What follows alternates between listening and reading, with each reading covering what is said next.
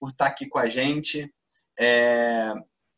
Aí eu vou daqui a pouco passar para você se apresentar, mas aqui a nossa comunidade Jovem 021 são majoritariamente, né, tem bastante gente aí de outros estados, a gente está aí com uma parceria com o Projeto Sorocaba, mas aqui tem bastante gente do Rio, tem o Abiel, tem o Sérgio, tem eu, tem a Patrícia, que eu conheço aqui. Então, a nossa ideia aqui é realmente gerar esse engajamento da juventude, trazer cada vez mais pautas de desenvolvimento da nossa sociedade, e eu tenho certeza que você vai dominar muito bem o assunto que você vai falar hoje, que é a questão, né, da representação da mulher, do jovem na política. E desde já eu passo a bola aí para você se apresentar, né? E eu queria também falar uma coisa, pessoal, se vocês tiverem, eu sei que ao longo da conversa vem surgindo perguntas, vem surgindo dúvidas. Então, se vocês tiverem alguma dúvida, vem aqui no nosso chat, tá? A gente abriu perguntas lá no nosso grupo, tem algumas perguntas aqui no nosso grupo também. E aí, depois a gente, no final, abre aí para vocês perguntarem, para a gente fazer esse bate-papo, beleza? Então, o chat já está liberado, se vocês quiserem perguntar, tá lá, e no final a gente vai fazer essa dinâmica, beleza? Então, Ju, o espaço é seu, pode ficar à vontade, se apresenta, fala um pouquinho aí, eu sei que você se preparou, então, tá com você. Obrigada, Samuel. Quero começar agradecendo você, Luiz, a Fernanda e todo mundo que está aqui hoje, né, para esse diálogo que eu espero que seja tão construtivo para todos nós. É um privilégio muito grande estar aqui conversando com vocês. Eu tive a oportunidade de assistir o último encontro dos Jovens 021 e Projeto Sorocaba com a Fátima, e foi super incrível, né? Foi um debate super saudável, super rico. E acho que é muito legal a gente abrir esse espaço onde jovens podem falar sobre temas de jovens, né? E hoje, quando eu trouxe a questão da representatividade feminina, a gente não pode deixar de falar também da representatividade juvenil na política. Então, eu trouxe alguns slides para a gente conversar, e eu tinha pedido para a Fernanda também deixar já algumas reflexões com vocês, né? Para quem gosta de podcast, eu trouxe algumas indicações de podcasts, para a gente começar a pensar sobre quem são as pessoas que nos influenciam, como que a gente constrói esse diálogo de uma maneira mais construtiva, né? E para me apresentar bem breve, eu sou Juliana Leal, meu nome, e eu trabalho em um projeto da União Europeia que implementa os Objetivos do Desenvolvimento Sustentável na América Latina, em confluência com os objetivos da Europa. Então, dentre os objetivos do desenvolvimento sustentável, né, que é aquela grande agenda de 17 objetivos da ONU, tenho uma afinidade muito grande pelo objetivo número 5, que é o objetivo de gênero. E hoje a gente vai conversar um pouco sobre isso também, mas principalmente sobre como essa questão de gênero vem totalmente ligada com a representação e o fortalecimento da democracia. Então, além disso, eu estou concluindo agora meu mestrado na UNB, em Relações Internacionais, onde eu trabalho perspectivas de direitos humanos, política externa, principalmente com foco no regime militar, no regime Geisel. E, além disso, eu sou cofundadora e vice-presidente de uma ONG que visa aumentar a representatividade feminina na política em Goiás. Eu sou goiana, vocês já devem ter notado pelo meu sotaque, eu falo porta, aberta. Então, aqui em Goiás a gente tem ainda um estado muito ruralista, muito conservador e muito, muito machista. E a gente está tentando fazer que mais mulheres ocupem os espaços de poder. Então, Goianas na Urna, eu vou falar um pouquinho mais no final sobre o que é, mas é a primeira escola de formação política para mulheres. Mulheres que querem ser vereadoras em 2020 ainda. Eu vou compartilhar aqui com vocês a minha tela. Vocês me falam se vai... Alguém abre o microfone e me dá o ok. Vocês estão conseguindo ver? Ok, tudo certo. Show. Tá bom. Então, hoje, para a gente discutir um pouco, né, sobre representatividade feminina, e para a gente começar, eu trouxe essas pautas, né? Um pouco do que é a nossa construção social, quais são os principais desafios, quais são os principais dados alarmantes e quais são as principais consequências de não termos mulheres e jovens na política. E aí, por fim, a gente vai falar um pouco dessas iniciativas, né, que estão surgindo de renovação, e eu trouxe algumas indicações de conteúdo também. Então tá, para a gente começar a pensar essa construção social, né, eu trouxe aqui algumas reflexões, e a gente sempre pensa que homens e mulheres são diferentes na sua essência, e são mesmo, né, temos nossas diferenças biológicas, de estruturas de pensamento, enfim, temos nossas diferenças. Mas nós temos umas diferenças que são muito marcadas pela forma como a nossa vida é construída. Pela forma como a gente, desde a infância, é ensinado que mulher brinca de boneca e homem brinca de quê? De carrinho. Então, as mulheres, elas brincam de cozinhadinha e os homens brincam, sei lá, de robô. E o que a gente vai aprendendo nessas construções sociais?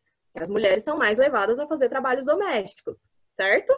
A gente não é condicionado a pensar isso? Podem respondendo aí pelo chat, sim, não, ok, não, ok. Então, a nossa construção social enquanto homem, enquanto mulher, ela é permeada de várias coisas que são coisas de homem e coisas de mulher. E o que eu queria trazer para vocês hoje é que a gente começasse a se questionar sobre isso também. E qual o peso que isso traz na nossa construção política, na nossa construção enquanto cidadão e enquanto líder? Por quê? Porque se mulheres são levadas a pensar que têm absolutamente todas as responsabilidades domésticas, logo elas chegam em casa, depois de um dia exaustivo de trabalho, elas não vão se ocupar de assistir Jornal Nacional para entender o cenário político, o Jornal da Cultura, o Jornal da Band. Elas vão fazer a comida, elas vão levar a comida para o marido no prato. E eu falo isso, gente, porque eu cresci nesse ambiente. Eu cresci num ambiente extremamente conservador e extremamente pensar que tem coisa que é de homem, tem coisa que é de mulher. Mas o que eu queria chamar a atenção hoje é que existem certas construções que a gente faz e que a gente precisa questionar. Realmente faz sentido que o homem não ajude na criação de um filho? Realmente faz sentido que um homem tenha... Olha aqui a gente tem dados do Plano Internacional por Ser Menino no Brasil. 41% das mulheres cozinham e só 11,4% dos homens cozinham. Certo? Isso olhando de maneira isolada, né? Aí tem a intersecção na pesquisa de mulheres e homens que cozinham e aí essa pesquisa é muito legal, porque ela fala, olha, 76, quase 80% das mulheres, das meninas, são responsáveis por atividades como lavar a louça, enquanto que apenas 12% dos homens são condicionados a essas atividades. Então, as mulheres, geralmente, por dedicarem mais tempo a essas atividades domésticas do que os homens, elas acabam se afastando do que são esses temas de homens, né, entre aspas, como, por exemplo, a política, a gerência de uma empresa. A gente tem vários exemplos, né? Como a gente pode pensar dentro da questão quando chega na adolescência, como que a gente ensina o homem que pega muitas mulheres? Qual que é o título que a gente dá para ele? Garanhão, massa, o cara tá pegando geral. O que a gente fala de uma mulher se ela beija vários homens? Vagabunda, tá beijando todo mundo. É certo isso? É normal a gente condicionar duas pessoas com o mesmo comportamento, uma tendo um título de galardão, o homem é quase tem quase um galardão dado a ele, enquanto que a mulher é colocada numa posição de exclusão, de vexame, é um vexame, ela é uma vagabunda. Então, a gente usa muito esses termos, né, na nossa colocação e na nossa construção enquanto ser humano. Então, hoje o que eu queria pensar, que eu queria que a gente começasse a refletir é sobre esses papéis sociais que são impostos pela sociedade. E aí, para a gente dar segmento, né, onde ficam as mulheres na política? Se as mulheres estão condicionadas a pensar trabalhos domésticos, a pensar trabalhos que são mais sociais, de ajudar o próximo, onde ficam as mulheres na política? E a gente tem alguns dados que são um pouco assustadores. Nós, mulheres, somos 51% da população, perdão, dos eleitores. E, dentre os 513 deputados, são apenas 77 mulheres. Isso significa 15%. Ah, Juliana, tá bom, 15%. É porque as mulheres não têm interesse pela política. Vamos olhar para os cargos de liderança? Dos 11 cargos da mesa diretora no Congresso, isso já incluindo os suplentes, as deputadas são apenas 2, ocupam apenas 2 dessas mesas diretoras. Então, como esse recorte ele vai ficando ainda pior, né? Das 25 comissões permanentes, somente 4 são presididas por mulheres. Então, quando a gente olha um espectro que é de poder, que é a política, um espectro que é de poder, de micropoder ali, que são as comissões permanentes, a presidência dessas comissões, isso vai ficando mais grave. Vamos olhar para o Brasil como... vamos sair do legislativo, vamos olhar para o executivo. 27 estados, 26 estados e um Distrito Federal. Quantas governadoras temos? Uma governadora. A Fátima, no Rio Grande do Norte. Uma governadora.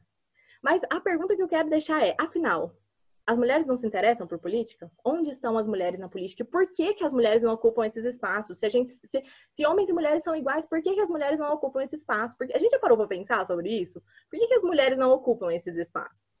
E aí eu trago 2 pontos para a gente refletir, que é estruturas formais e estruturas informais. Estruturas formais, por exemplo, as estruturas partidárias.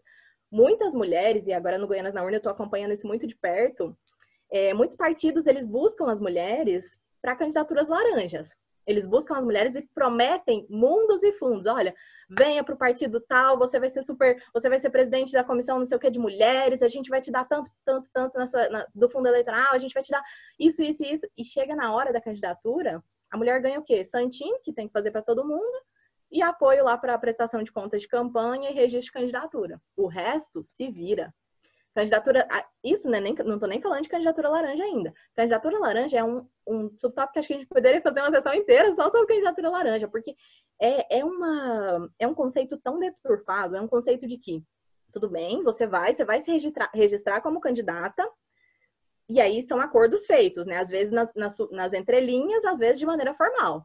Você vai se registrar como candidata, eu vou te repassar um dinheiro, você vai repassar esse dinheiro para outras estruturas. Então, um pouco dessa lógica formal.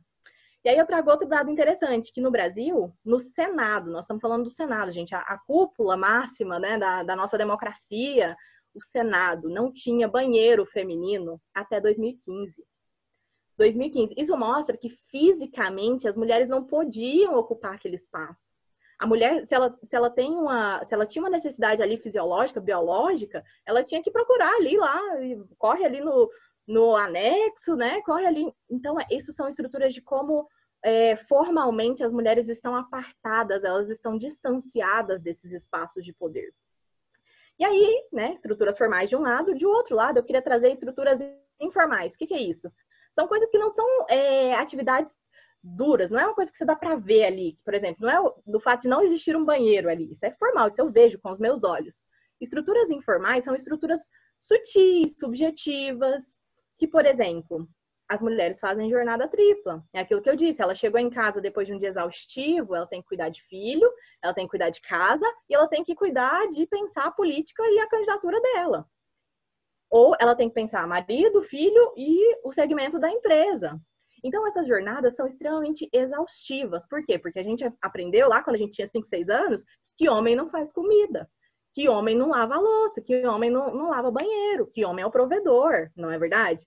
Então, essa jornada tripla, ela traz um cansaço que não é só físico, é mental.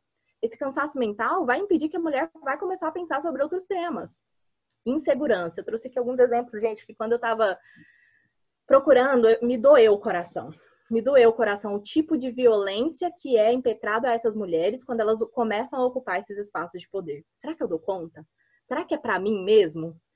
Será que aquele tanto de homem lá, eu vou conseguir falar? Eu sou nova, eu tenho só 24 anos, eu tenho 25 anos, será que eu consigo? Essa insegurança, a gente passa para muita coisa. Então, tem esses aspectos subjetivos.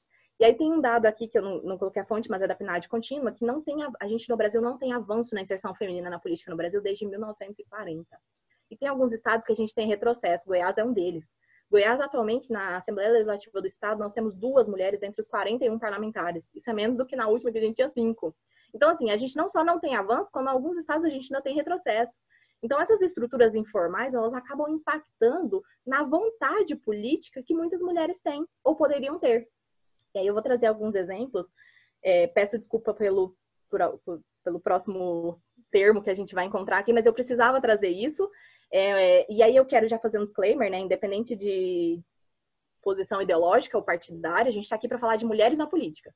E mulheres na política, elas sofrem preconceito enfim, essa política sexista sendo de direita ou de esquerda. E o primeiro exemplo que eu quero trazer, não é que eu concorde ou discorde do governo, não é esse o ponto, mas o primeiro exemplo que eu quero trazer é a ministra Damares, ministra da Mulher e Direitos Humanos, né? E ministra da Família, Mulher e Direitos Humanos. E esse aqui é um quadro, acho que todo mundo conhece muito bem esse caso. Ela contou em um depoimento que ela subiu numa goiabeira e ela estava prestes a tomar um veneno, né? Uma substância para suicidar, e que naquele momento ela viu Jesus na goiabeira. E o que aconteceu? Gente, a gente não precisa concordar com a Damares para a gente entender que isso é uma política de ataque. Se uma pessoa chega nas redes sociais dela e fala, ela perdeu a chance de ter transado com Jesus quando tinha 10 anos de idade. Imagina se fosse um homem relatando a mesma coisa. Ele teria sofrido esse tipo de ataque? A ministra, quando relatou essa situação, ela estava se referindo, e aí, de novo, não precisa concordar com a ministra para entender que isso foi um tipo de violência. A ministra, quando estava relatando essa situação, ela relatou que isso foi um púlpito, né, num culto lá, acho que a gente até viralizou esse vídeo, mas ela estava relatando uma situação que ela tinha sido vítima de um abuso sexual. E por ter sido vítima de um abuso sexual, ela subiu na goiabeira e ela, naquele momento, tentaria tirar a própria vida. E ela relatou que viu Jesus. E, gente, isso é uma crença. Não se ofende uma pessoa por isso. Não se ofende uma mulher por isso. E aí vem um cidadão infeliz e comenta, ela perdeu a chance de ter transado com Jesus. É revoltante ver isso, sabe? É revoltante. E aí, isso que eu falo, né? Que gera uma insegurança. Essa aqui é uma prefeita. E aí, o comentário que foi feito com relação a ela foi exatamente esse aqui, né? Olha o cabelo dela, olha como ela se veste, não tem postura de prefeita. Ela é muito boazinha, muito humilde. E aí eu tava vendo uma fala dessa prefeita e realmente, né, ela tem uma fala, assim, mais leve, mais suave. E, gente, quando que uma fala de um homem, uma voz ou entonação de um homem foi motivo para ele sofrer ataque? E essa mulher, ela é uma prefeita, uma das poucas mulheres negras da prefeitura, e ela ouviu essa frase vinda de um homem. Aqui são alguns dos xingamentos, né? De novo, não estou trazendo vertente política ideológica, acho que do mesmo jeito que a gente mostrou, né? Uma pessoa que é do governo, agora eu trago uma oposição, a Tabata Amaral. E ela fez um levantamento nas redes sociais dela sobre os xingamentos, os principais xingamentos. Ela contou lá em mais de 1000 posts os principais xingamentos que ela ouve nas redes sociais, que o povo comenta nas postagens dela. Cara de criança, vai lavar louça, cresce garota, infantil, diabólica, ditadorazinha, lobo na pele de cordeiro, teleguiada, meiga, mocinha, bonitinha, ai, precisa de homem, patética, mimada, burra, mimimi. Então, esses são tipos de ofensas que ela recebe nas redes sociais dela por ser uma mulher jovem. Tem um que eu achei bem forte, que era com relação àquela política dela dos absorventes, agora eu não tô achando ele aqui, mas era alguma coisa assim, vai dar absorvente para suas primas. Então, assim, esse tipo de ofensa, sabe, que foram levantados contra ela. E aí, passando bem rapidamente aqui, que essa exclusão, gente, ela não manifesta só na política. Essa exclusão, essa socialização, mostra que apesar das mulheres serem maioria na população, elas ocupam apenas 37% dos cargos de direção, dos cargos de gerência, que são os cargos mais altos. E, ao mesmo tempo, elas são maioria entre as desempregadas. O Brasil hoje, aí, que vive esse boom de desemprego, tem a maioria da população desempregada de mulheres, né? Esse último dado foi de 2015 ainda, mas era 54,1%. Apesar das estatísticas também mostrarem que a escolaridade feminina é maior, geralmente é uma diferença pequena, de 8 anos para a mulher a cada 7,6 anos para o homem, também se mostra que quanto mais alto o cargo e a escolaridade, maior a desigualdade salarial. Bom, aí aqui entra aquilo que a gente já comentou um pouco, né? Mulheres também fazem jornadas triplas. A gente tem aqui tripla, trabalho, casa e filho, ou tripla, política, casa e filho. Mulheres trabalham 8 horas a mais do que os homens nos afazeres domésticos. Mulheres trabalham 72% a mais que homens nas tarefas domésticas. Então, a gente tem vários... Esse aqui são recortes, né? Estadão, esse aqui de baixo... Enfim, são recortes jornalísticos, o Globo. Mulheres trabalham o dobro dos homens, para mostrar que essa jornada tripla também é um ponto de muita atenção, né? Nessa perspectiva que a gente traz. Isso aqui, gente, pode fazer o teste aí agora, porque eu peguei essa imagem, mas eu fiz esse teste. A violência contra a mulher, ela se manifesta em muitas formas, mas isso aqui é um exemplo para mim muito claro de violência simbólica. Quando você digita no Google morto pelo, essas são as referências, as sugestões que o Google dá. Morto pelo tráfico, PCC, montanha pelo Estado Islâmico. Quando você coloca morta pelo marido, ex-namorado, namorado, ex, cunhado, pai, irmão, ex dentro da viatura, ex-namorado, padrasto. Então isso aqui é um caso claro de violência simbólica. Quando você coloca morta pelo, o Google já te sugere o que são as buscas. Essa sugestão do Google, todo mundo sabe, é feita com base nas nas mais recorrentes buscas. Então, isso é uma evidência muito grave de que os casos de violência contra a mulher, elas se manifestam na forma física, se manifestam na forma psicológica. Então, mulher que tem abuso psicológico, que o cara às vezes chega e oferece algum tipo de vantagem para ela continuar estando com ele. Violência contra a mulher se manifesta na forma moral, quando o cara, por exemplo, ameaça que se ela largar dele, ele vai expor os nudes, ele vai... Então, esses tipos de violência também acontece. Violência também se manifesta na forma patrimonial, quando o cara é o provedor da família e fala, vai largar de mim, e agora? Quem vai cuidar de seus filhos? Quem vai alimentar seus filhos? Então, esses tipos de violência também acontecem. E é super interessante essa pesquisa do Instituto Avon, porque ele mostra qual que é a percepção de quem sofre violência e de quem comete violência. Por exemplo, 28% das mulheres já foram xingadas.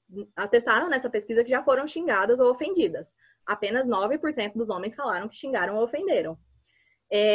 Colocada em ranking. Esse é um exemplo também dessa violência simbólica, né? Quem já não brincou de, vamos ranquear as mulheres do meu trabalho, quem que é a mais gostosa, quem que é a mais bonita. Então, as mulheres, 24% das mulheres declararam que já foram colocadas, já souberam, né? Entre ser colocado e saber também tem uma diferença. Souberam que foram colocados em ranking. Apenas 11% dos homens tiveram coragem de declarar que colocaram mulheres em rankings. Ouvir músicas com letras ofensivas às mulheres. 25% das mulheres já declararam ouvir músicas e apenas 8% dos homens. Então, essa questão também de, por exemplo, a última aqui, ter foto ou vídeo repassado sem sua autorização. 10% dos homens reconhecem já ter praticado e apenas 14% das mulheres já sofreram esse tipo também de violência psicológica e moral, né? Então, é isso que eu queria trazer um pouco hoje, para vocês que são homens. Não é colocá-los em um lugar de demonização, de forma nenhuma. Não é esse o papel da gente. O nosso papel é nos colocarmos, homens e mulheres, na posição de reflexão. Eu sou mulher e eu me coloco diariamente nessa posição de como muitas vezes eu reproduzo na minha fala comportamentos e falas que são machistas.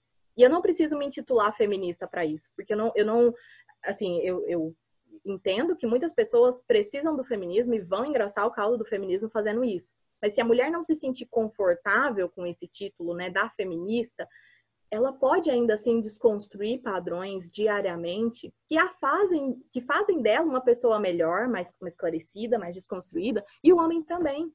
O homem também, em grupos de WhatsApp, em conversa com amigos, a gente tem esse papel, né? Nós estamos aqui em um espaço de trazer reflexões, de nos questionarmos, né? O que eu faço, o que eu, Juliana, hoje faço que ainda é machista, que ainda é racista? Como que eu, Juliana, me porto com algumas situações? Então, um pouco disso, né? Dessas reflexões.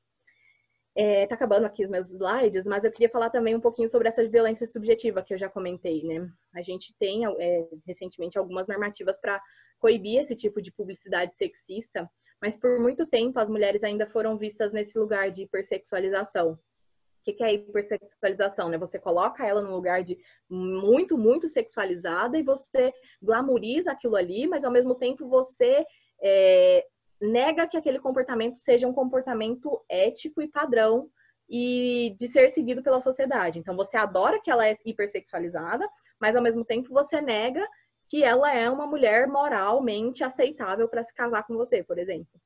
Então, aqui tem 3 exemplos de propagandas sexistas, aqui tem outros 2, né? Essa aqui é sexista no sentido de a da esquerda, né? Não de hipersexualizar a mulher, mas de colocar a mulher nesse espaço.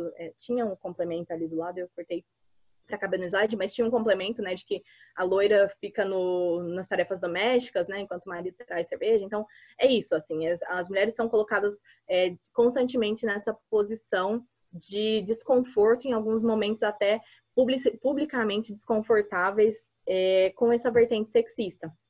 E aí, por fim, gente, por que a gente precisa de mulheres na política? A gente já falou de violência, a gente já falou de publicidade sexista, mas por que a gente precisa de mulheres e de jovens na política? Eu acho que a questão dos jovens, ela é ainda mais profunda, porque ela é um pouco mais ampla, né? Jovens, eles geralmente nós temos esse desejo de sair, de mudar o status quo. O que é o status quo, né? O status das coisas estarem como elas deveriam estar, como elas estão. Então, status quo é o estado conservador aqui, né? Nós estamos, nesse momento aqui, num lugar conservador e o jovem, ele quer progredir, ele quer avançar, ele quer fazer a diferença, ele quer usar os instrumentos legais, ele quer usar os instrumentos acadêmicos, profissionais, institucionais, para romper com isso, para ir além disso.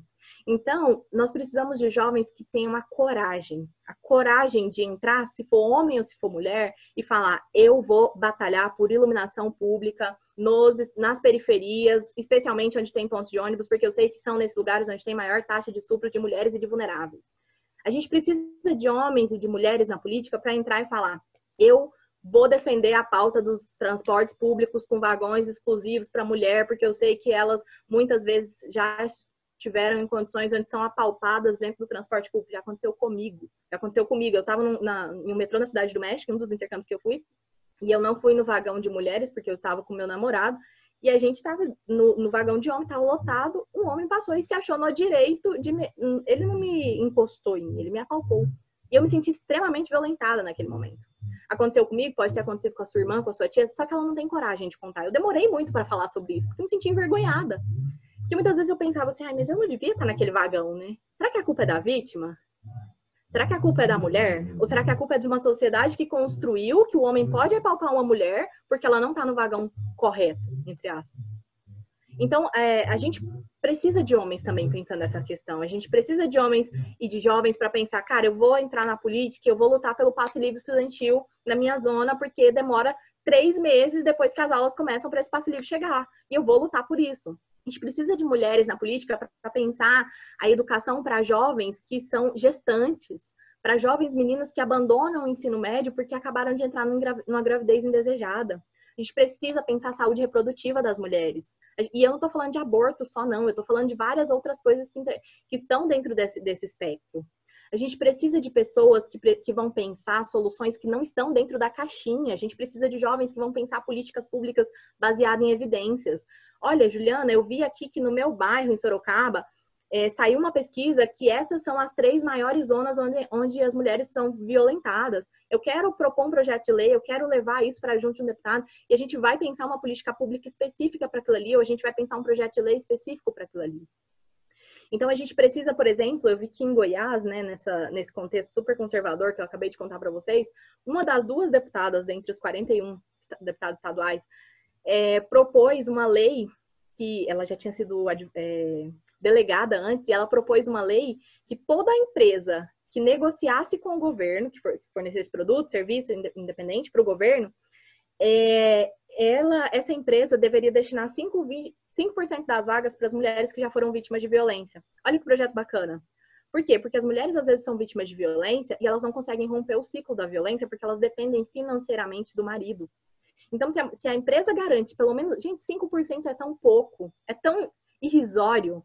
Mas se as empresas que negociam com o governo garantem 5% das vagas para mulheres que já foram vítimas desse tipo de violência doméstica, elas estão incentivando que essas mulheres saiam do ciclo da violência, tenham uma ruptura com o ciclo do agressor. Então, é super importante a gente também ter essas mulheres para discutir saúde, para discutir segurança pública, para discutir emprego, trabalho e renda. E aí, por fim, eu queria chamar vocês para responderem no chat essas perguntas. Pode ser no chat. São dados que vocês vão ficar um pouco assustados, porque eu também fiquei. Em que ano? Pode chutar, gente, não precisa pesquisar, não. Em que ano, assim, na sua cabeça, né? Que é uma coisa que deveria ser tão básica. Em que ano se tornou possível, por lei, que as mulheres pudessem registrar o filho, seu filho ou filha, no cartório, sem a presença do pai? O que vocês acham, assim, tipo, 1900 e quanto, 2000, 1800 ainda? Em que ano vocês acham que isso foi possível? Que uma mulher pudesse registrar uma coisa básica, né? Que a mulher vai no cartório e registra um filho que ela teve. Que muitas vezes o pai não assume, né? Deixa eu ver se eu consigo acessar o chat aqui. Acho que foi em 2000 e pouco, a Bruna tá falando. 2010, 2005. Quem dá mais ou quem dá menos? Vamos para a resposta? 2013, a Luana falou. Anos 90. Olha, vocês estão bem, quem tá vendo 2016. Tem o quê? Pouquíssimo tempo. Porque antes, né, essa lei era exclusivamente a responsabilidade do pai. E aí, se tivesse uma omissão, depois de 15 dias, a mulher podia ir lá e registrar o filho. 2016. Nós estamos falando de 4 anos atrás. Então, outra pergunta assim, né, que é louca essa aqui, pensar nessa aqui é bem louca. Em que ano, pela lei, a falta de virgindade deixou de ser motivo para anular o casamento? Quer dizer que se a mulher não fosse virgem, o homem poderia anular o casamento. Tinha uma lei que falava sobre anulação de casamento. E aí, em que ano que vocês acham que isso aconteceu? Falta de virgindade deixou de ser um motivo para se anular o casamento. Estou conseguindo ver o chat. 2002, 1990, 2017. Agora foi. 2000. Quem acertou? 2002, pelo novo Código Civil. Isso quer dizer que até 2002, um cara podia simplesmente chegar no cartório e falar assim, descobri que quando eu casei com a minha mulher, ela não era mais virgem, então eu quero anular meu casamento. Isso era um direito dele de anular o casamento por isso, por essa razão, entendeu? Hoje a gente tem, né, o divórcio, obviamente, é regulamentado por várias coisas, mas isso podia ser uma razão legal, gente. Eu sei que a sociedade evoluiu, a gente já não pensava mais assim, mas isso legalmente existia. É super assustador isso. Em que ano, pela lei, se tornou proibida a diferença de salário e de critérios de admissão por motivos de sexo, idade ou estado civil? Quer dizer que, pela lei, por exemplo, vai ter um concurso público. A gente pode remunerar mulheres e homens de maneira diferente. Em que ano se tornou proibido isso, essa remuneração de maneira diferente para mulheres e homens? Ou, a gente agora vai ter um concurso público, a gente vai pagar menos para quem é casada porque ela produz menos. Em que ano vocês acham que isso se tornou proibido? 2015, 2018, 2010. Vocês estão bem de chute. Esse foi um pouco antes, que foi com a Constituição de 88. Mas assim, ainda assim, né, gente, é assustador a gente pensar que até 88 a gente poderia ter diferença salário prescrita por lei, assim. É assustador a gente pensar isso. E aí, por último, que anos as mulheres passaram a ter proteção legal contra abusos físicos e agressões? 2019. Vocês estão chutando muito alto. 2018. Esse avanço, ele veio com a Lei Maria da Penha, que foi de 2006. Então, a Lei Maria da Penha foi um caso bem emblemático, né? A gente tem até hoje o Instituto Maria da Penha no Ceará, que trabalha muito com essa questão da violência doméstica. Obrigada a todo mundo que chutou. Estou terminando essa minha apresentação, mas é isso, gente. Assim, os avanços e as leis para a proteção de mulheres ainda são muito recentes. A gente tem coisa de 88, 2006, 2016. A gente ainda tem muito avanço para ser feito. A gente ainda tem muito caminho para ser percorrido. E é por isso que a gente precisa refletir sobre qual que é o nosso lugar na política. E aí, por último, para falar sobre essas iniciativas, né, que têm apoiado as mulheres nos espaços de poder, eu deixo aqui a iniciativa que eu faço parte, que é o Goianas na Urna. É uma iniciativa que quer fortalecer a candidatura de mulheres.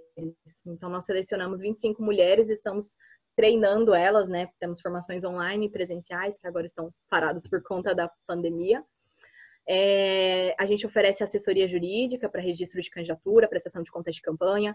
A gente oferece apoio para que elas montem equipes de campanha, né, de voluntárias. E iniciativas como o Goianas na Urna, elas têm o objetivo tão somente de aumentar a representatividade feminina na política. O Elas no Poder também faz isso a nível nacional. Elas fazem cursos, dão mentorias para várias mulheres que querem entrar na política. Vote Nelas, brasilianas. E hoje eu quero deixar aqui uma provocação, que é, se você é mulher, se você ocupa esse espaço de liderança, não estou falando de liderança tipo, nossa, sou a líder da minha empresa. Não precisa ser tanto. Se você ocupa um espaço de liderança religiosa, eu estive muito tempo envolvida em atividades religiosas, né, na igreja que eu participava aqui em Goiás, e eu sempre me via nessa maneira muito ativa e tal, mas eu nunca tinha conseguido me enxergar como líder. E quando eu comecei a entrar no Goianas na Urna, né, ainda não tenho, até a gente brinca com isso com o Luiz, né, quem vai candidatar? Você, eu não. Mas é isso, assim, eu não tenho pretensões de me candidatar, mas eu tenho muita pretensão de ajudar outras mulheres a fortalecerem essa vontade democrática de participar de maneira ativamente da política. Então, se você é mulher, tem essa vontade, se você é homem, mas é jovem e tem essa vontade de apoiar políticas que sejam além do seu mundo, além da sua redoma de vidro, entrem na política, não tenham medo da política, não tenham medo da política partidária, não tenham medo da política eleitoral, não tenham medo das instituições democráticas. Vocês têm algo que é muito, muito, muito claro por estarem aqui hoje, num sábado, às 19h40, me ouvindo por 40 minutos, que é vocês têm vontade de sair do status quo, de romper com esse status atual das coisas. Isso já é o princípio para muita coisa. Eu não estou chamando você para ser, tipo, já o próximo candidato a vereador, mas quem sabe trabalhar em uma campanha que vai apoiar mulheres? Quem sabe trabalhar em uma campanha que vai apoiar um jovem da sua comunidade? Quem sabe trabalhar para ser um líder comunitário que vai levar as demandas da sociedade para outros vereadores, deputados, quem sabe ser um assessor parlamentar. Então é isso, assim, ocupem a política, não de vocês. E ela precisa de gente com vontade, com garra, com desejo de mudança. E eu vou deixar aqui, né, uma entrevista com a pesquisadora Malu Gata, eu vou mandar esses slides para vocês depois. É aquele podcast que eu já mandei para vocês ouvirem, que é muito bom, não sei quem conseguiu ouvir, manda aqui no chatzinho, eu ouvi, gostei. Fala sobre mulheres na liderança, traz alguns dados bem legais. E o mapa das mulheres na política na ONU, que é uma iniciativa que a ONU fez para mostrar qual país está mais avançado em mulheres na política. E eu deixo aqui também meu contato, Buenas na Urna, mas eu vou deixar meu WhatsApp também com a Fer e o Samuel. Vocês podem mandar mensagem, eu adoro conversar.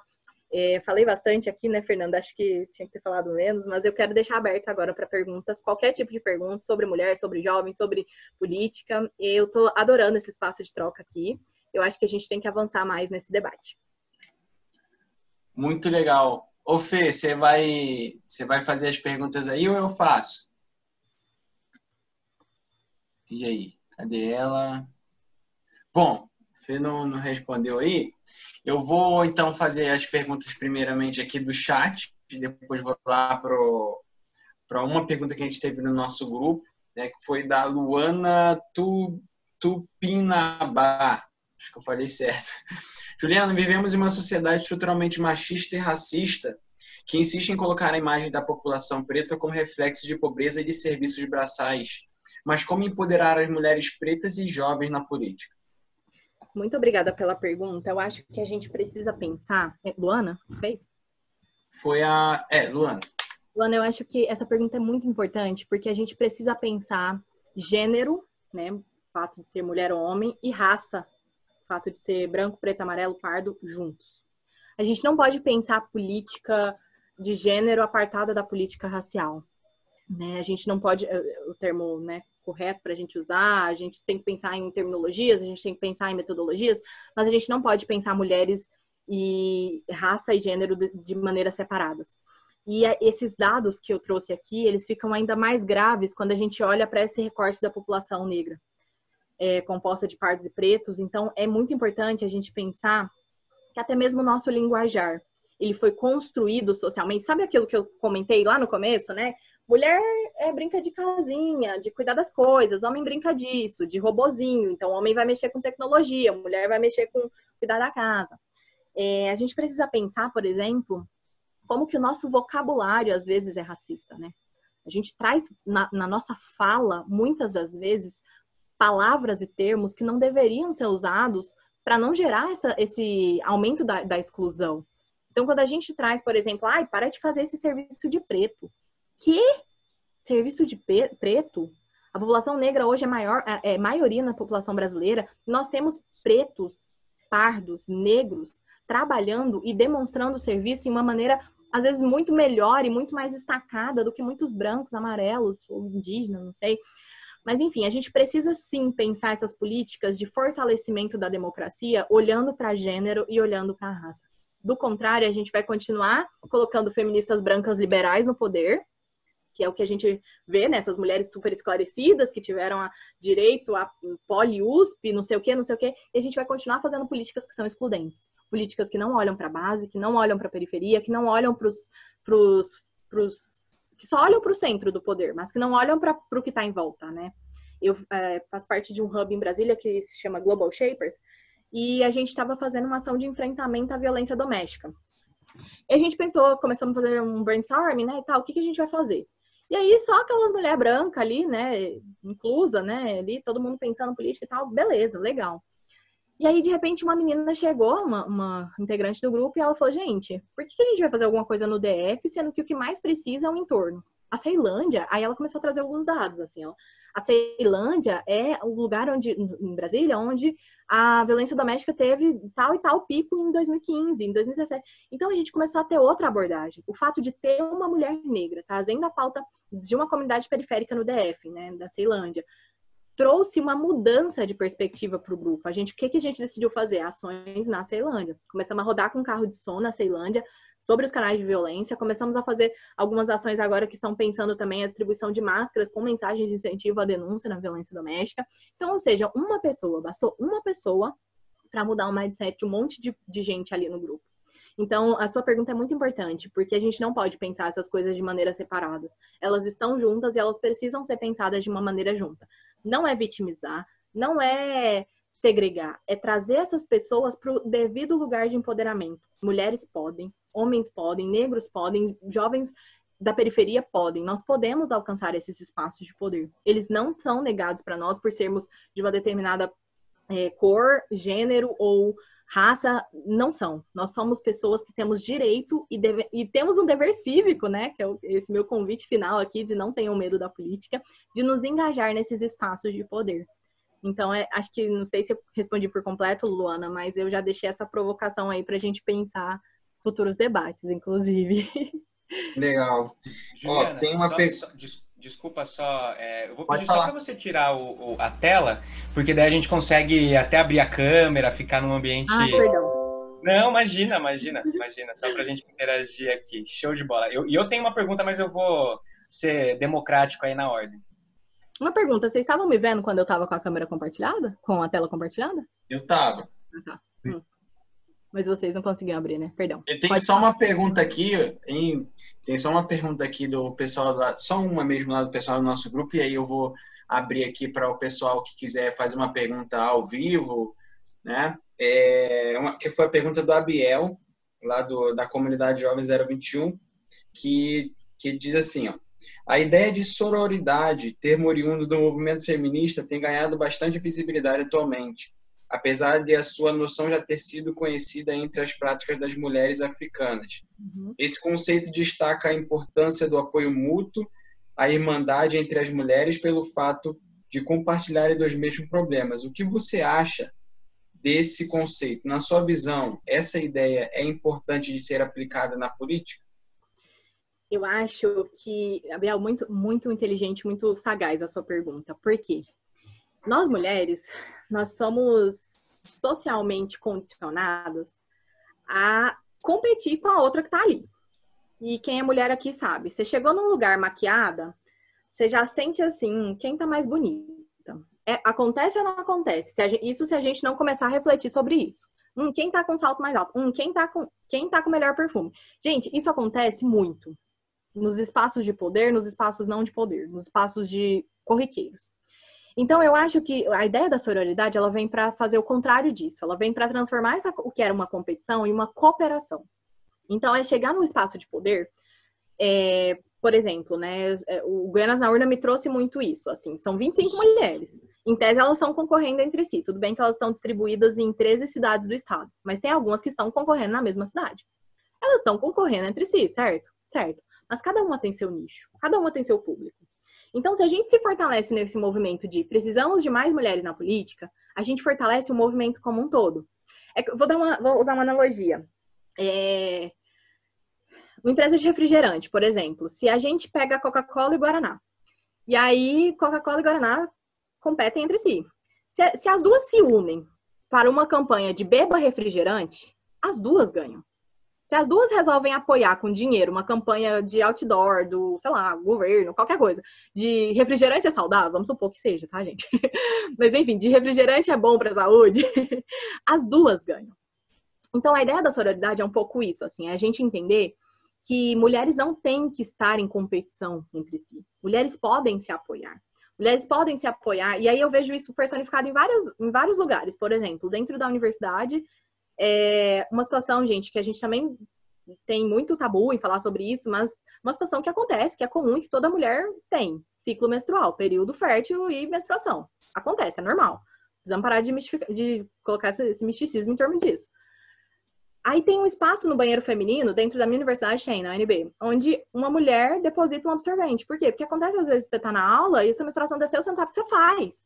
Então, se você entra no banheiro desesperado e vê ali um absorvente, isso é um exemplo de sororidade. Isso é um exemplo de mulheres apoiando mais mulheres.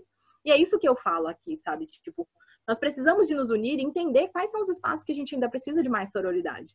É dentro da sua aula de dança, onde, tipo, vocês ficam competindo qual mulher tá dançando mais, onde a gente precisa ampliar esse debate? Onde a gente precisa falar dessa ajuda, sabe? Com quem que a gente precisa falar dentro do meu ambiente de trabalho? Eu trabalhei já em uma sala que tinha muitas mulheres. É muito importante vocês também terem esse ambiente de cooperação, porque senão, gente, a gente tá ali o tempo inteiro naquele ambiente tóxico, sabe? A gente tá ali no tempo inteiro onde, tipo, tô nem aí se você menstruou e não tem absorvente, azar o seu. Tô nem aí se você entrou e entregou resultados, azar o seu na empresa. Então, a ideia de sororidade, como você muito bem colocou, né, ela já tem uma origem em algumas comunidades, né, do continente africano que já trabalhavam nessa vertente. Ela é muito importante para fortalecer esse sentimento de comunidade, de cooperação e de entender que nós precisamos nos unir e nós precisamos dos homens nessa luta. A gente tem vertentes feministas que vão falar o contrário. Eu sou da vertente de que nós precisamos dos homens incluídos nesse debate, porque a maior parte da desconstrução mental para deixarmos de sermos machistas parte desse diálogo conjunto. Não adianta falar homem não vem não, porque o seu aí é diferente do meu. Não, nós precisamos incluí-los nesse debate. Respondi um pouquinho, Abel? Show. Bom, galera, eu vou abrir aí agora. O Luiz Miranda queria falar. Pode falar, irmãozão.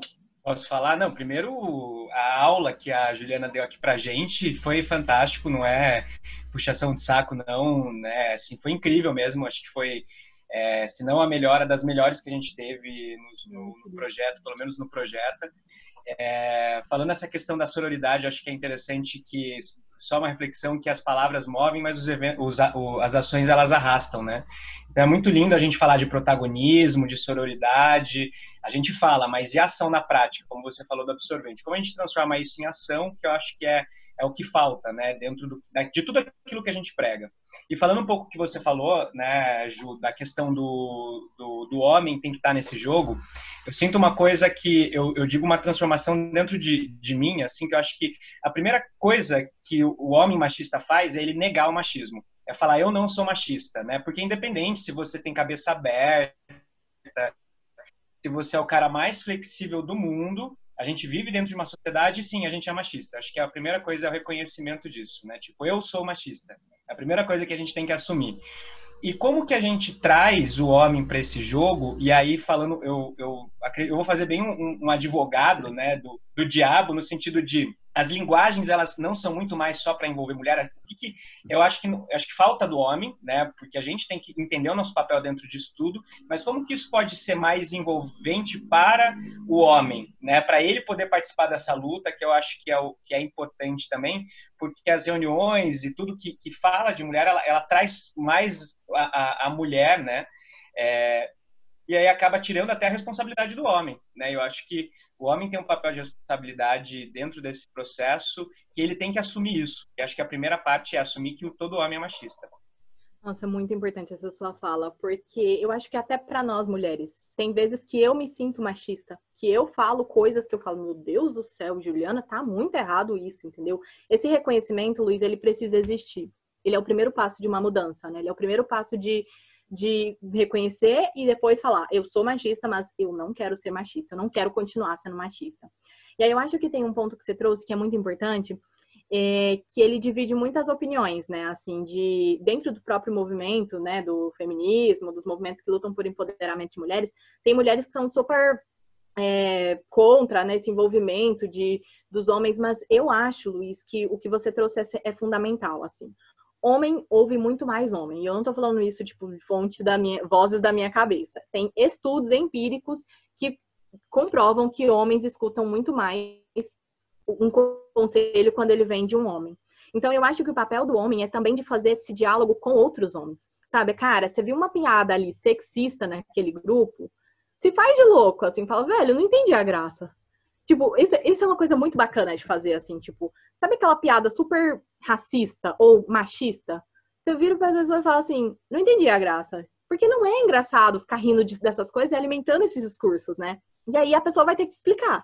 E aí, pra te explicar, ela vai ter que, obviamente, escancarar uma parte do ser dela ali que tá sendo absolutamente grotesco. Que tá sendo escroto, desculpa a palavra. E aí você vai, tipo, pegar a coach ali e falar assim, você tem noção do quanto isso é machista? Ou você tem noção do quanto isso é racista? E aí, cara, chama no privado, conversa, troca uma ideia, sabe? Eu acho que não é falar, tipo, cara, você é machista, sai. Não é isso. É falar, cara, você é machista, eu também sou. Bora melhorar? Bora reverter esse jogo? E eu acho que isso é ainda mais importante quando vocês, homens, têm espaços de poder. Por exemplo, você é assessor de um deputado. Você recebe constantemente pessoas com demandas muito diferentes no seu gabinete. E você, com certeza, lida também com essa diferença, né, ali. O que eu tenho que fazer, qual projeto que eu vou apoiar, quem que eu vou escutar. Tipo, vamos prezar pessoas ou grupos sociais ou, enfim, determinados tipos de classe social, ou de mulheres ou de homens, que estão em desfavorecimento nesse projeto.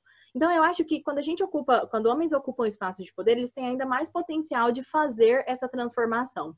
E aí, com relação a essa parte, né, da linguagem ser excludente, perdão, cara, vamos bater nisso, assim, mas vamos bater nisso juntos, sabe? Vamos bater nisso no sentido de, cara, tô aqui, não é meu lugar, sabe, de ficar roubando seu espaço nem protagonismo, mas como eu posso te ajudar? Sendo sincero, assim, de coração aberto, como eu posso te ajudar? Eu acho que tem mulheres muito abertas a isso, sabe? Tem mulheres muito abertas a esse diálogo, a criar essas noções. Dentro de casa, gente, pelo amor de Deus, vamos ajudar a mãe a lavar a louça, vamos ajudar a mãe a lavar o banheiro, vamos trazer essas tarefas domésticas para dentro desse nosso contexto também, né? Então, assim, homens que moram sozinhos geralmente têm essa dinâmica um pouco mais fluida, mas vamos entender que esses papéis domésticos também não são exclusivos das mulheres, né? Eu acho que tem várias formas de ação, Luiz, e muito obrigada pela sua provocação, que ela é muito interessante também. Obrigado, muito, muito, muito bom.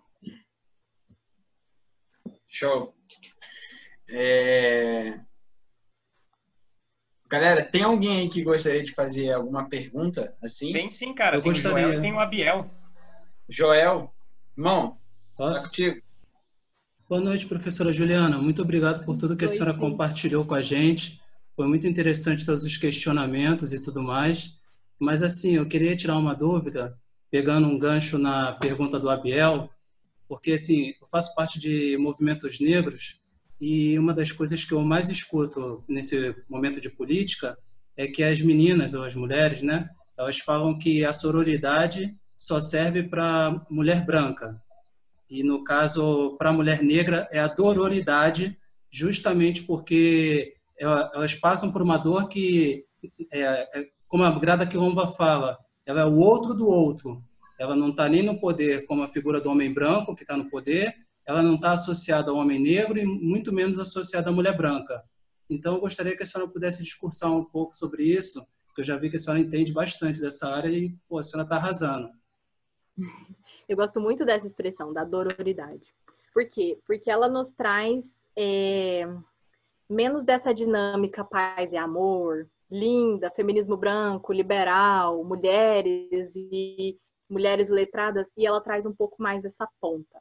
Para dar um exemplo muito claro, Joel, né? Joel Filho, tem algumas coisas que são inconcebíveis quando a gente pensa a diferença de para onde esse feminismo liberal quer levar a pauta e para onde essa pauta realmente deveria caminhar. Por exemplo, muitas mulheres no passado lutaram, né? Foram mulheres brancas, feministas liberais, foram para as ruas lutar pelo direito de trabalhar, de se inserir no mercado de trabalho. Por outro lado, mulheres negras já trabalhavam há séculos. Trabalhavam na condição de escravas, trabalhavam na condição de empregada doméstica, quando aboliu a escravidão, trabalhava para pagar dívida. Então, para elas, nunca foi uma opção não trabalhar. Elas não tinham que ir para a rua lutar para trabalhar, porque elas sempre tiveram que trabalhar. E porque se elas não trabalhassem, a casa não teria sustento. Então, eu acho que é isso, assim. Como que você vai falar de sororidade nesse contexto, entendeu? Eu acho que a sororidade, ela é super... Assim, também não é... A minha perspectiva não é vamos abolir esse conceito de sororidade. Eu acho que ela é super importante, ela é um movimento que tem que ser progressista, que tem que ser de cooperação, que tem que ser de união e que tem que ser de levantar bandeiras em comum. Mas ela também tem um contraponto que é mulheres negras e mulheres brancas partem de pontos de partida diferentes.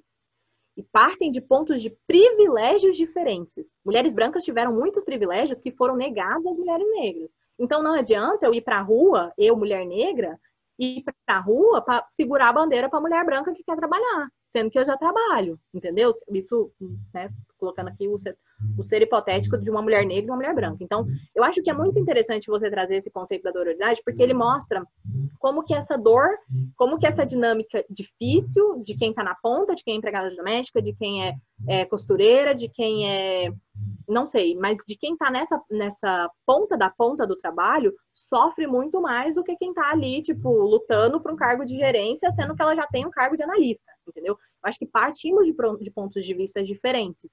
E essa sua provocação é muito importante, até para a gente pensar os próximos passos, né? Assim, como que você, homem negro, vai apoiar o movimento? Qual que é o seu lugar nesse movimento? É apoiar esse feminismo branco liberal ou é apoiar mulheres que querem colocar a pauta de, sei lá, cara, tipo, creche para as crianças, entendeu? Enquanto as mulheres brancas estavam indo para a rua protestar por direito ao trabalho, mulheres negras queriam, tipo, que alguém cuidasse dos filhos, porque não tinha com quem deixar as crianças ao sair para trabalhar. Então, eu acho que são movimentos diferentes, né? A gente tem que pensar eles de maneira conjunta, e é isso que eu falo, assim, pensar eles de maneira transversal, mas entender que cada um tem a sua dor e cada um tem o seu, onde o sapato aperta, né? Assim, fazendo analogia de sapato, tem mulher que aperta na frente, tem mulher que aperta atrás, tem mulher que vai andar confortável. Eu ouvi, gente, essa semana, e foi dolorido, uma tia que me disse que não sofro assédio, não sofro nenhum tipo de violência. Ela é uma pessoa branca, loira, do olho verde, privilegiada e que teve todos os acessos na vida que ela poderia ter, na vida, no universo. Então, assim, do lugar de privilégio dela, as pautas são completamente diferentes dessas mulheres que você compartilhou agora esse termo da dororidade. Então, eu acho que é muito importante a gente refletir sobre isso também. E, de novo, gente, sem vitimismo, sem isso de estamos carregando essa bandeira aqui, mas ela é pesada demais, não devíamos carregar, precisamos dividir. Vamos para a luta, sabe? Não vamos ter medo da política. Se a gente precisar inserir nos instrumentos formais, nas instituições formais, de acesso à democratização do ensino, vamos nos inserir. De democratização dos espaços de trabalho, vamos nos inserir. É isso, sabe? Eu acho que esse é o nosso papel aqui enquanto um grupo de jovens engajados. Espero ter respondido, Joel. Tá fechado seu microfone. Tá muito aí. Respondeu sim. E se puder, depois tiver algum trabalho, pode me enviar fazendo um favor, que eu gostaria de ler os seus trabalhos também. Com certeza, mando sim. Obrigado. Mirandão, ia falar alguma coisa? Não, é que tava travado, só ia avisar aqui também e passar pro Abiel. Abiel, vai lá, irmãozão. Opa, boa noite a todos. Juliana, gostei muito do seu discurso, né? E eu costumo fazer assim, uma síntese dos comentários das outras pessoas. Eu gostei também do comentário do Luiz Miranda em relação à questão da estrutura, né, que a gente tem na nossa sociedade. Ela já nos favorece. Quando eu falo nos favorece, favorece nós homens, porque já há muito tempo a gente já está, embora a gente tenha a questão da concorrência, embora a gente não se porte muito um com o outro, a nossa vantagem está no nosso discurso, está no cotidiano, está nas práticas, etc. Então, realmente as mulheres elas precisam se unir, né? Precisam estar isolando, na verdade, as diferenças, né? As diferenças não dá para esquecer, mas isolando as diferenças em prol mesmo de uma luta em comum. E eu concordo também que os homens, na verdade, eles fazem parte, porque eles não estão, no caso, no escanteio disso, fazem parte porque eles são, em todo caso, a causa, eles são os agressores, eles são as pessoas que corroboram com isso. E quando eu falo de estrutura, é porque a gente tem todo um processo histórico, né, que chega a estruturar não só essa questão sexista, mas também racista, que a gente tanto conhece. E eu gostaria de saber se você já pensou em algum projeto educativo, didático, para, no caso, trabalhar a questão da representatividade da mulher nas escolas. Por que eu penso nas escolas? Porque é onde tem o nosso primeiro contato com o mundo, né? A nossa formação de opinião com as pessoas, e eu gostaria de ouvir em relação a isso. Muito obrigada. Eu acho que a sua síntese, se eu tentasse aqui, eu não conseguiria fazer uma síntese tão boa. Foi muito boa, a gente entendeu, né? Você fez essa amarra aí entre o lugar do homem, a questão da união das mulheres, muito bom. Sobre escolas. Cara, eu lembro da minha terceira série. Eu tinha seminários sobre preconceito e racismo. E eu entendia naquele momento, quando eu tinha 9 anos, o que eram os termos e tal, mas eu não entendia a dimensão, eu não tinha a dimensão do quanto aquilo era importante para minha formação enquanto ser humano. Então, eu acho essencial a gente voltar para essa base, né? Aquela ali, o momento ali onde a criança está tendo a sua formação, o seu primeiro contato com o mundo externo, né? O seu primeiro contato com o diferente. A criança vai para a escola, às vezes, tem crianças brancas e negras, crianças indígenas. Então, é o primeiro contato dela com aquilo que está fora do ciclo de visão dela, que antes era só a sua casa, seu pai e sua mãe, que são mais ou menos ali da mesma cor, têm a mesma condição financeira e tal, e seus amiguinhos de igreja ou de colégio, de clubes e tal. Então, eu nunca pensei em um projeto específico para a escola, mas eu tenho uma amiga que ela desenvolve um projeto que chama Mulheres por Mulheres. E ela vai nas escolas, só que ela vai no final do ciclo fundamental, então, mas acho que é mais ou menos 7º, 8º ano, não sei exatamente, e ela traz algumas reflexões muito interessantes em formato de jogos. E esses jogos são bem educativos no sentido de o que é ser mulher, o que é ser homem, como que a gente faz essa diferenciação, né, de papel sem perder a nossa essência, sem perder sermos pessoas verdadeiras, sermos pessoas transparentes. Então, é muito interessante esse tipo de projeto e eu acho que tem uma função social muito importante, que é isso, né, desconstruir o preconceito desde a infância. E aí eu descobri essa semana, gente, é fantástico, eu vou mandar para a Fernanda mandar para vocês, um podcast. Eu escuto muito podcasts, né, que são formatos pílulas de informação. Eu gosto muito desses que são mais rápidos. Ele chama Sociologia para Crianças. E aí ele começa a desconstruir termos que são muito difíceis de uma maneira muito fácil. Então, por exemplo, tem um que chama O que é racismo? E aí é uma criança conversando com a mãe e a mãe explicando para ela o que é racismo. Então, para mim, foi muito fantástico ouvir. Aí eu tenho priminhas, assim, eu já tô super planejando as atividades de férias, que vai ser ouvir esse podcast com eles, sabe? Mas, assim, eu acho que existem muitas iniciativas bacanas. E aí tem outro episódio que é o que é diversidade, o que é sororidade. E outros episódios que são, assim, educativos, sabe? E no final, Abiel, eu acho que a grande dificuldade é essa, né? Transformar esses termos complexos em termos acessíveis e fazer com que as crianças entendam que nesse lugar de alteridade, onde eu me enxergo frente ao outro, eu preciso trabalhar uma concepção construtiva, uma concepção de apoio, uma construção cooperativa, e não uma construção de que aparta, né, que separa uns dos outros. Então, eu acho essencial esse tipo de trabalho nas escolas. Com Goianas na Urna, eu espero, né, que no próximo ano, quando a gente não tenha mais eleições, a gente consiga fazer outros projetos de extensão. E aí tem um projeto que a gente já conhece em Goiás, que chama Golmun nas escolas, que são simulações, enfim, nas escolas de ensino público. E a gente espera somar esforços com eles para também fortalecer a questão do primeiro voto, que foi uma campanha que a gente fez esse ano, né, que se chamava Meu Primeiro Voto, que era incentivando os jovens a tirar o título de eleitor e, em segundo lugar, a votar em mulheres e a eleger mais mulheres para os espaços de poder. Se você tiver alguma outra ideia, pode me mandar que eu vou adorar e a gente pode construir isso juntos também. Obrigado pela resposta, Juliana. Parabéns aí também por essa apresentação que fez, né?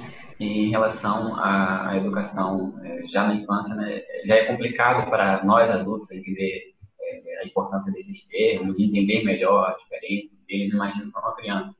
Mas eu acho que já nessa idade já é importante já ter o contato para, a partir daí, já acontecer a transformação. Entendeu? E já acontece, já no caso, em alguns lugares que eu leio, né, a utilização muito do termo masculinidade tóxica, né?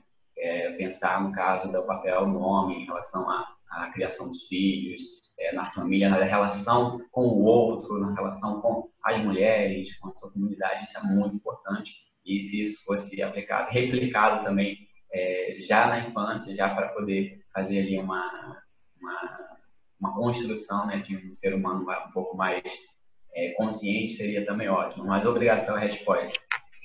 Muito legal. Só para complementar isso que você falou, eu não lembro se foi nesse podcast que eu mandei para vocês ou se foi em um outro desse canal, mas falava um pouco sobre isso, né? Sobre como os homens também têm esse papel nas questões domésticas. E aí eu achei muito interessante que uma mulher falava assim, aqui em casa a gente divide as tarefas domésticas em ministérios. Então é tipo como se fosse um governo. Daí o meu marido fica com o Ministério da Saúde, da Infraestrutura, eu fico com o Ministério da Turismo, que é planejar as férias de verão. E é isso, assim, eles foram... Achei muito interessante, tipo, eles fizeram uma estrutura de casa e aí eles inverteram alguns papéis, sabe? Tipo, o Ministério da... Não lembro agora, mas um ficava com a limpeza e era do cara. Então, ele controlava, por exemplo, a compra das empregadas e das domésticas. Então, era isso, assim, de pensar essa visão holística, né? Tipo, geral, de como homens e mulheres têm deveres iguais, e é isso, divide o ministério. Você cuida aí da saúde, contrata o plano de saúde, contrata o hospital, paga o hospital, enfim. Mas eu achei bem bacana essa ideia. Top essa aí. Isso aí dá até para aplicar aqui em casa. Mas, Ju, a gente tem aqui... a gente já está chegando no final aí. Eu queria fazer uma pergunta. Joel também quer fazer a última, e eu vou encerrar por aqui. A última aqui. Eu queria saber, assim, se você pudesse setar, porque hoje a gente tem o papel do homem que é muito importante, né?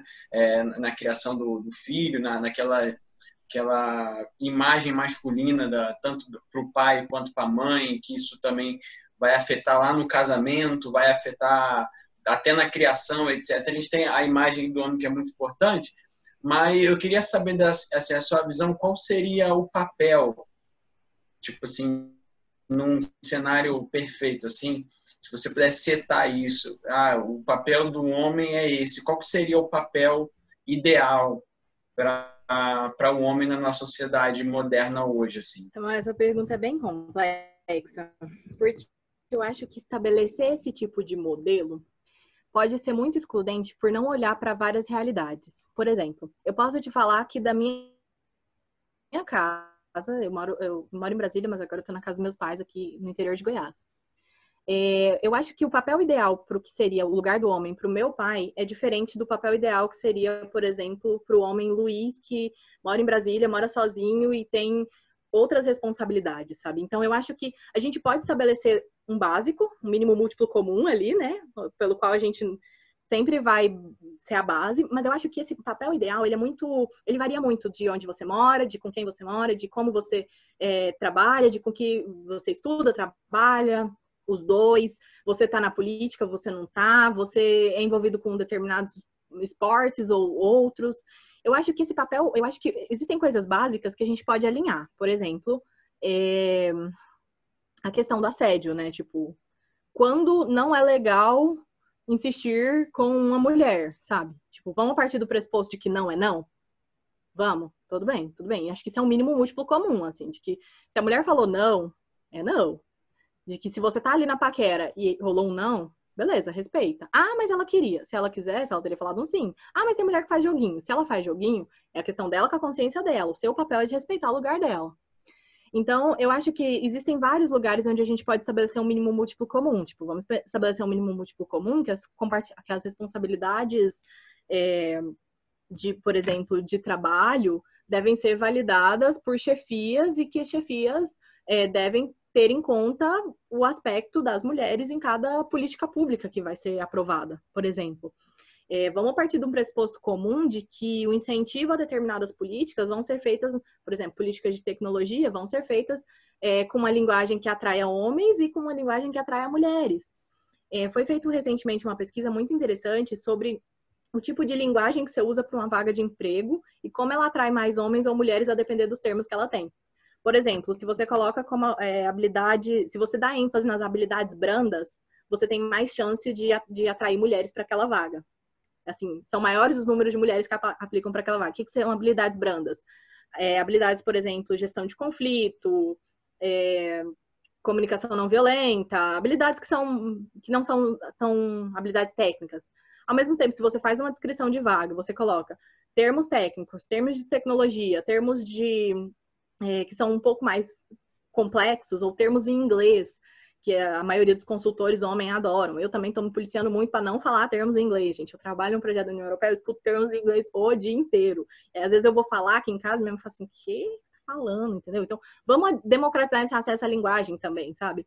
Então, é isso, assim, como que você traz esse mínimo múltiplo comum para várias coisas? É uma pergunta muito complexa, muito boa e muito complexa, mas eu sentiria que eu estaria injustiçando até alguns homens se eu colocasse essa resposta única, sabe? Eu acho que depende muito de onde você fala, de onde você vem, de como você vem, e sobretudo depende muito também da sua abertura, né? De quanto você está disposto a entender isso, assim. Eu acho que todos que estão aqui, é muito bom ver todos os rapazes a maioria com câmera ligada, né? Porque é isso, assim, a gente parte desse pressuposto de que o diálogo é a base de qualquer construção, né?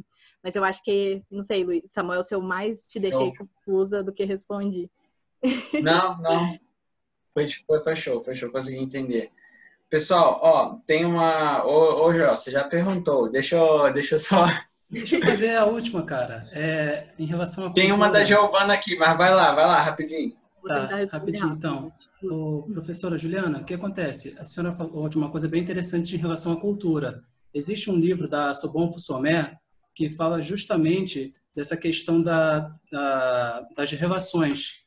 E lá em África, fala que lá a relação é matriarcal, é diferente daqui do patriarcal.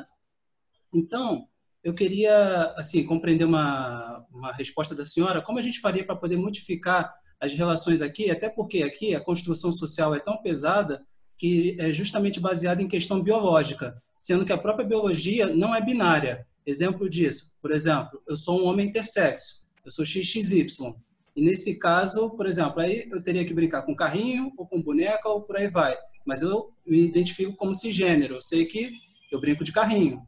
Mas, para você falar isso com um leigo, como é que você compreende? Como é que faz para a gente modificar essa mentalidade atrasada que está aqui no Brasil? Atrasada não, perdão por essa palavra, Bel, a gente já conversou isso. Sobre como é que faz para modificar, tentar reduzir isso ou melhorar, fazendo um favor.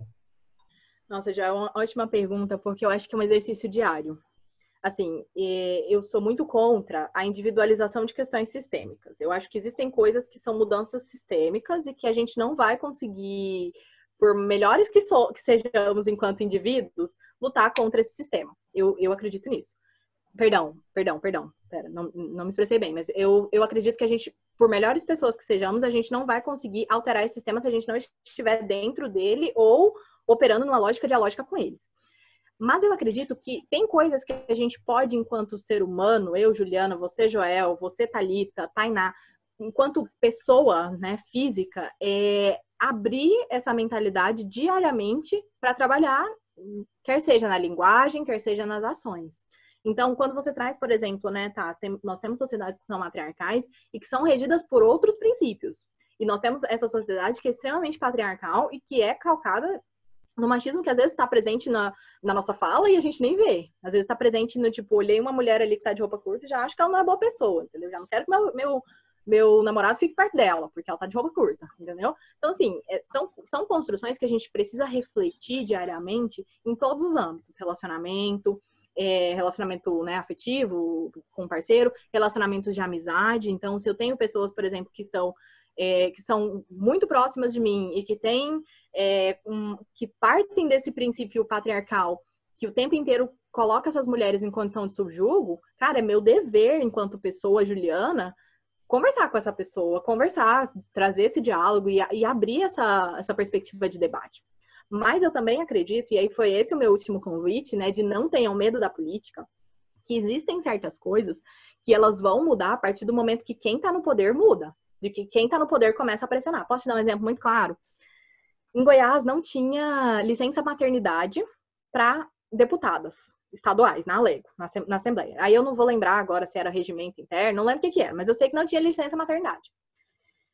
Uma deputada entrou, fez campanha já grávida, foi eleita, 49 mil votos, não tinha licença maternidade. Então, quando ela teve filho, foi aquele negócio ali, ninguém sabia o que fazia, nem ela não sabia o que fazia, e, gente, licença maternidade, nós estamos em 2020, isso é uma coisa básica. Todo mundo concorda que isso é uma coisa básica, mas precisou ter uma mulher, e aí, de novo, com todo aquele recorte, branca, né, que eu não tô julgando ela, não é que, tipo, sou branco, tem que me culpar por ser branco. Não, Eu tô falando que isso é uma condição de privilégio em detrimento de outros setores.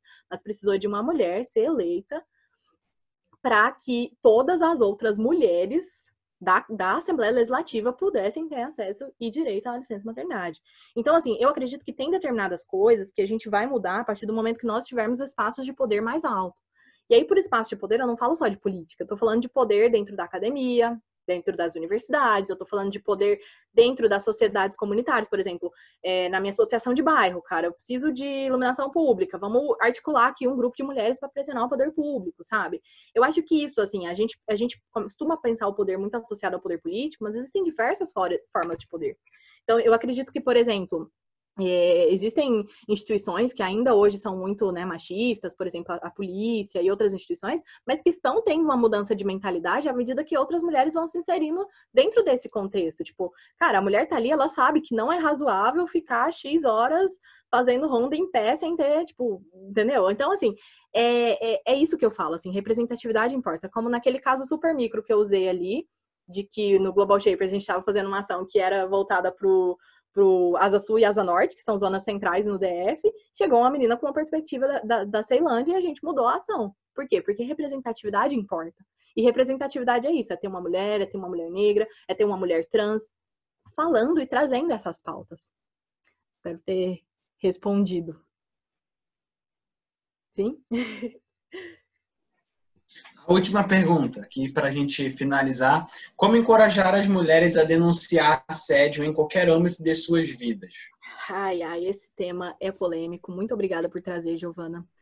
Eu tenho estudado um pouco sobre o ciclo da violência, né? E, cara, é muito complexo, porque relações de poder são estabelecidas sempre que a gente se sente, para nós mulheres, né? Sempre que a gente se sente em uma posição de desigualdade com o nosso superior. Quer seja nosso superior, nosso marido, nosso namorado, nosso chefe, nosso amigo, nosso parceiro, nosso qualquer coisa.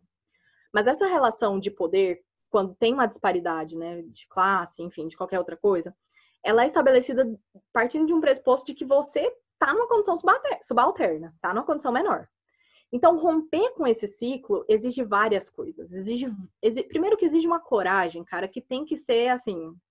Eu tô te falando por mim, eu, Juliana, assim, exige uma coragem que você tem que se sentir amparada, sabe? Então, já existem, por exemplo, estudos que mostram que para violência doméstica, e aí falando de violência doméstica, né, tem aqueles vários tipos que eu falei para vocês ali no começo, violência psicológica, emocional, violência patrimonial, violência moral, mas a violência física, tem estudos que mostram que se a mulher tem um lugar para passar a primeira noite, quando ela sai de casa, né, quando ela rompe com o ciclo da violência, ela tem muito menos chances ela tem muito mais chances de denunciar.